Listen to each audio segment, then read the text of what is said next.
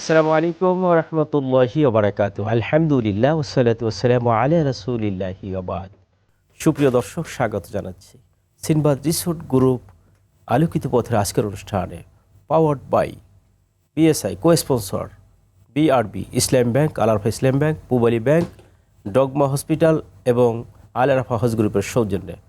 দর্শক, সুন্দর এই আয়োজনে আমরা ইসলাম এবং জীবন ঘনিষ্ঠ বিভিন্ন গুরুত্বপূর্ণ বিষয় নিয়ে আলোচনা করে থাকি।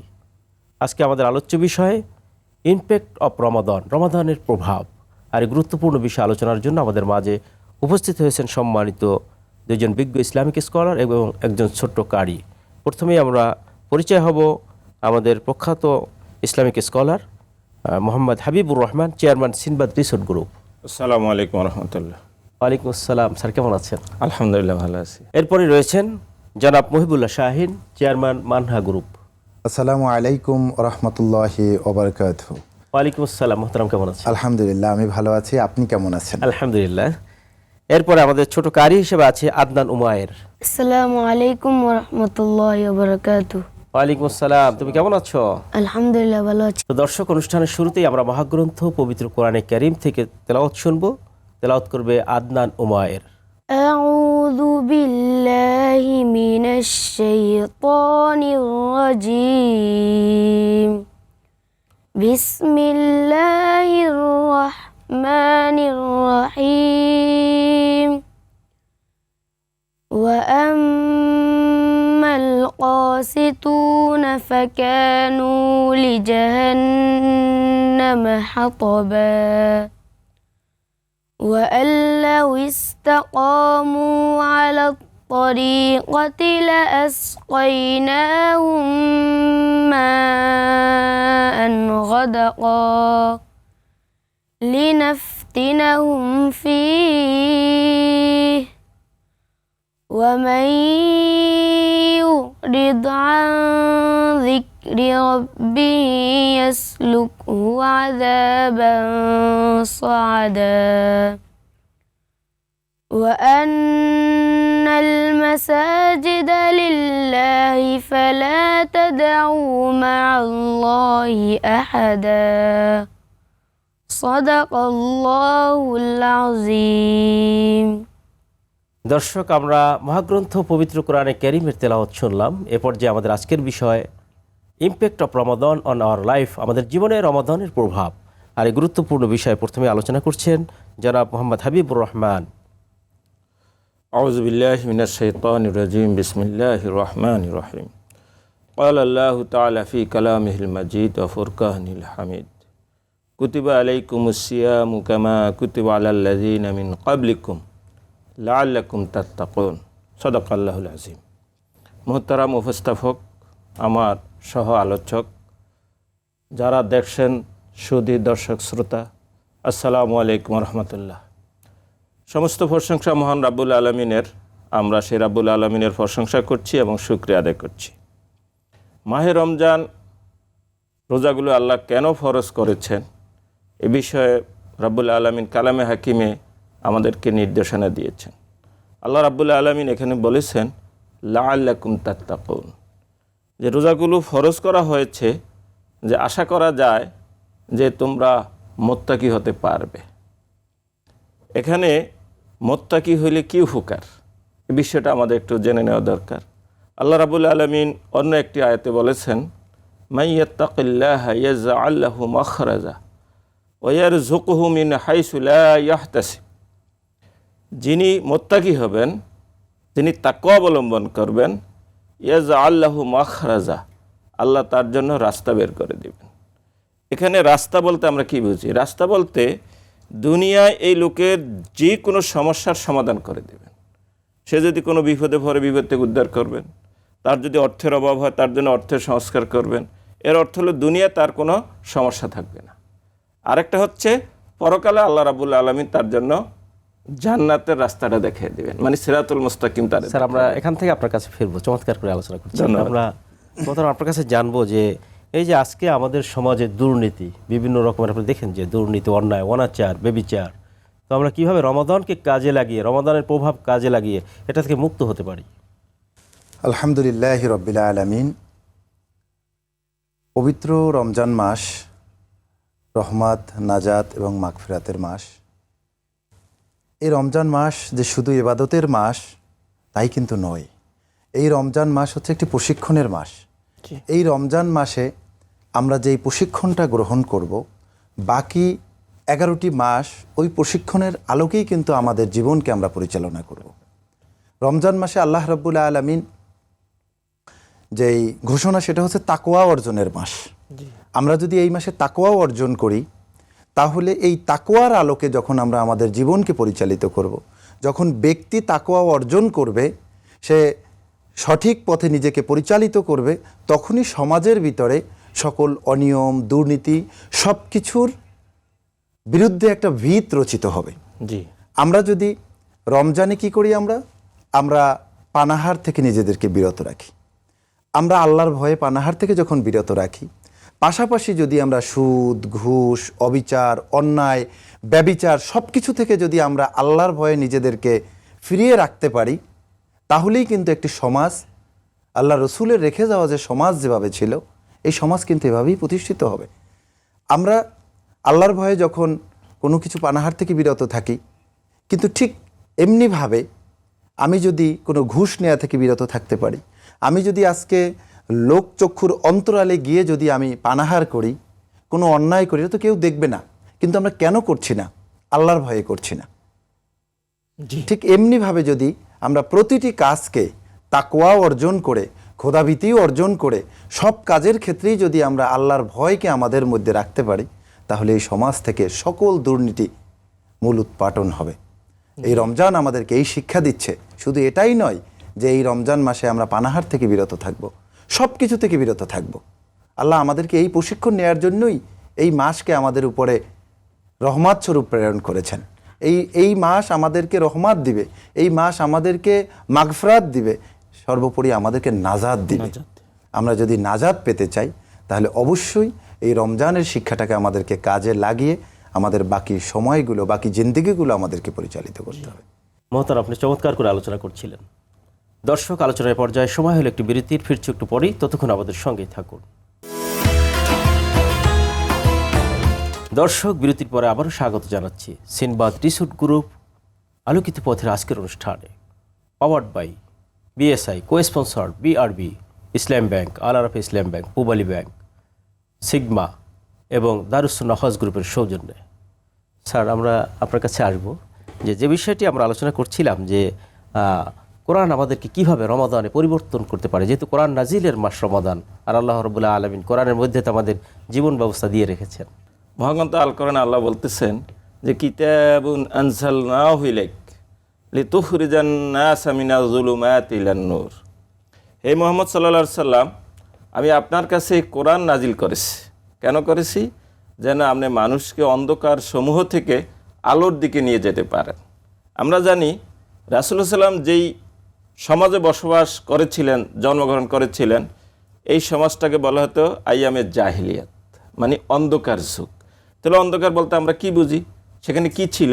সেখানে ছিল চুরি, সেখানে ছিল ডাকাতি, সেখানে ছিল দুর্নীতি, সেখানে ছিল জোর জার, মুল্লুকতার, সেখানে নারীর কোনো মর্যাদা ছিল না। আমরা দেখি যে মুহাম্মদ সাল্লাল্লাহু আলাইহি ওয়াসাল্লামের কাছে যখন ওহী আসলো, ওহী আসার পূর্বে তিনি এই সমাজটাকে পরিবর্তন করার জন্য চেষ্টা করেছেন। হিলফুল ফুজুল নামক একটা সংগঠনের সাথে থেকে উনি এটাকে চেষ্টা করেছিলেন, উনি পারেন নাই। পরবর্তীতে যখন পারেন নাই, তখন তিনি ধ্যানে চলে গেলেন, হেরা গুহের ধ্যানে যাওয়ার পরে তার কাছে আল্লাহর কোরআন আসলো। আর আল্লাহর কোরআন আসার পরে, আল্লাহর কোরআন এই সমাজে বাস্তবায়ন করার পরে এমন মানুষ তিনি তৈরি করলেন যাদেরকে বলা হতো আইয়ামে জাহিলিয়াত। সেই সমাজটা হয়ে গেল আলোকিত সমাজ। সেই সমাজে ছিল না চুরি, সেই সমাজে ছিল না ছিনতাই, সেই সমাজে ছিল নারীর মর্যাদা, জোরজার মুল্লুক ছিল না, মুল্লুক তার এই নীতি ছিল না, আইনের শাসন সেই সমাজে কায়েম হয়েছে। আমূল পরিবর্তন হয়ে গেল। জি, একটা আমূল পরিবর্তন আল্লাহ রাসূল করলেন এই কোরআন দ্বারা। আল্লাহ রাসূল সাল্লাল্লাহু আলাইহি সাল্লাম বলেছেন যে মান সামা রমাদানা ঈমানান ওয়া ইহতিসাবান গুফিরা লাহু মা তাকাদ্দামা মিন যামবিহি। যে ব্যক্তি রমজানের রোজাগুলো রাখবে ঈমানের সাথে এবং ইহতিসাবের সাথে, তার পূর্বের সকল গুনাহ আল্লাহ মাফ করে দিবেন, আল্লাহ মাফ করে দিবেন। এটা কেন? কারণ এই রমজানের মাধ্যমে সে তাকওয়া অর্জন করবে, এবং তাকওয়া অর্জন করে সমাজে সেই তাকওয়ার ভিত্তিতে নিজে চলবে, সমাজকে সে চালাবে। এখন যদি দেখা যায় যে মাহে রমজানে সে রোজাগুলো রাখলো কিন্তু তার ভিতর তাকওয়া আসলো না, তাহলে কিন্তু সে এই রোজার ফলটা পাবে না। এই কথাটা অন্য একটা হাদিসে আল্লাহ রাসূল বলছেন, মাল্লাম ইয়াদা কাউলা জুর ওয়াল আমালা বিহি ফালাইসা লিল্লাহি হাজাতুন ফি আইয়াদা তাআমাহু ওয়া শারাবাহু। যে ব্যক্তি মিথ্যা কথা এবং মিথ্যা কাজ ছাড়তে পারলো না, তার খানা পিনা ত্যাগ করাতে আল্লাহর কোনো প্রয়োজন নাই। উপোসের মতো হবে এটা। জি, এটা একটা উপোস ছাড়া সেটা আর কিছু হবে না। জি, অন্য একটা হাদিসে আল্লাহ রাসূল বলছেন, কাম মিন সায়মিন লাইসা লাহু মিন সিয়ামি ইল্লাসার। এমন অনেক রোজাদার আছে যার রোজা রাখাটা উপবাস থাকা ছাড়া আর কোনো কাজ নাই। কাম মিন কায়মিন লাইসা লাহু মিন কিয়ামি ইল্লাজ-জুমা। আর এমন অনেক রাত্রি জাগরণকারী আছে, দাঁড়ায় দাঁড়ায় সে নামাজই পড়বে, কিন্তু রাতে ঘুম পরিত্যাগ করা ছাড়া তার আর কোনো উপকার আসবে না। এর কারণ কি? এর কারণটা হচ্ছে, যেই জন্য নামাজকে ফরজ করা হয়েছে, বলা হয়েছে যে নামাজ পড়বে, ইন্নাস সালাতা তানহা আনিল ফাহশায়ে ওয়াল মুনকার। নামাজ মানুষকে ফাহেসা এবং নিষিদ্ধ কাজ থেকে বিরত রাখবে। এখন নামাজের উদ্দেশ্য হলো ফাহেসা এবং খারাপ কাজ থেকে বিরত রাখা, রোজার উদ্দেশ্য হলো তাকওয়াবান বানানো। এবং একটা লোক নামাজও পড়লো, রোজাও রাখলো, আবার সে চুরিও করলো, দুর্নীতি করলো, ঘুষ খাইলো, পরের সম্পদ আত্মসাৎ করলো, মানুষের প্রতি আঘাত করলো, তাহলে সে নামাজ থেকেও কিছু শিখে নেয়, রোজা থেকেও কিছু শিখে নেয়। আমাদের প্রয়োজন হচ্ছে নামাজ থেকে শিক্ষা নেওয়া এবং সেই অনুযায়ী ব্যক্তি জীবন পরিচালনা করা। চমৎকার করে বলছিলেন আপনি। ধন্যবাদ। আমরা আপনার কাছে আসবো যে আসলে রমাদান তো আমাদের আসলো, আমাদের চারিত্রিক কতটুকু পরিবর্তন আমরা করতে পেরেছি, তো রমাদানকে আমরা কিভাবে কাজে লাগাতে পারি? ধন্যবাদ আপনাকে।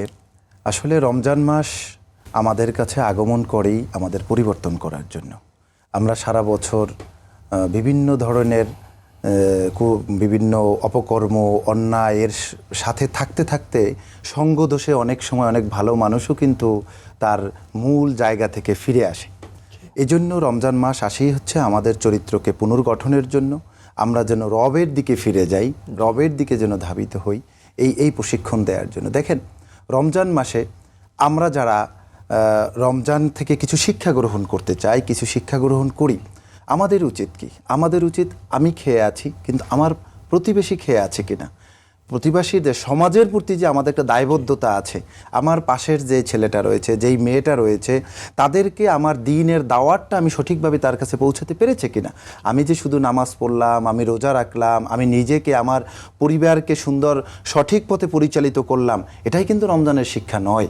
রমজানের শিক্ষা হচ্ছে আমাদের এই সমাজকে পরিবর্তন করতে হবে, নৈতিকতাকে পরিবর্তন করতে হবে, আমার প্রতিবেশী খেয়ে আছে কি না সেটাকে আমাকে দেখতে হবে, তার ক্ষুধার যন্ত্রণাটাকে আমাকে অনুভব করতে হবে।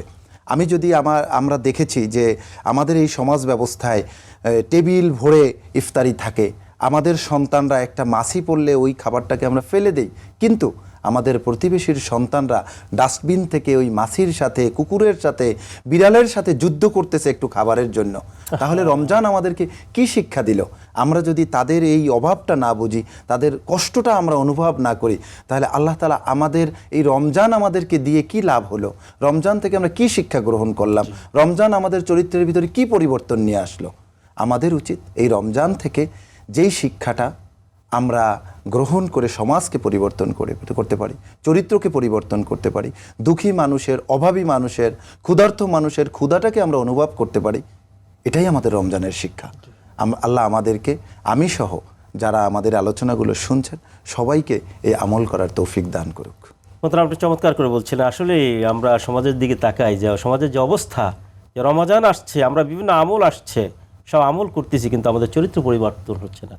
আমাদের সে দুঃখী ভাই ড্রেন থেকে আজও খাবার গ্রহণ করছে, তাহলে আমি মনুষ্যত্ব, আমি তো সে আদমের সন্তান, একই আদমের সন্তান, হয়তো তার শাখা পোশাখা আজকে অন্য জায়গায় চলে গিয়েছে, হতে পারতো সে আমার ভাই।